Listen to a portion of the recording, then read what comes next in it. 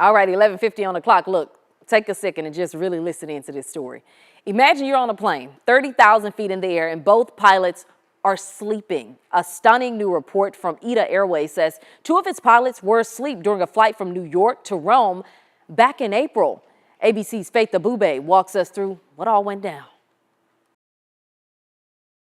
Panic on the ground as two pilots were reportedly sleeping in the cockpit of a loaded Airbus 330 while it was 38,000 feet in the air over France. The ITA Airways flight, previously known as Alitalia, was on the way to Rome from JFK Airport on April 30th with about 250 passengers on board.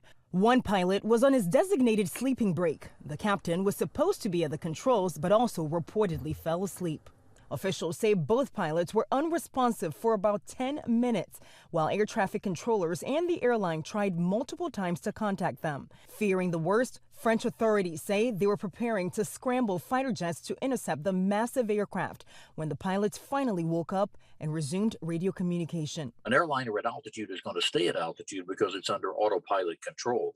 That's not the worry. The worry is how long are you going to be boring a hole through the sky that is unresponsive to air traffic control. ITA Airways says the captain claimed the radio stopped working in the cockpit, but an internal investigation reportedly revealed no issues.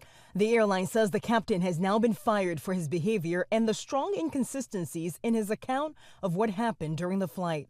The plane, however, did land safely in Rome. And in a statement, ITA suggests the passengers were never in danger, saying, quote, "The safety of the flight has always been guaranteed in accordance with the highest safety standards provided for by aviation regulations." In Washington, Faith Abube, ABC News.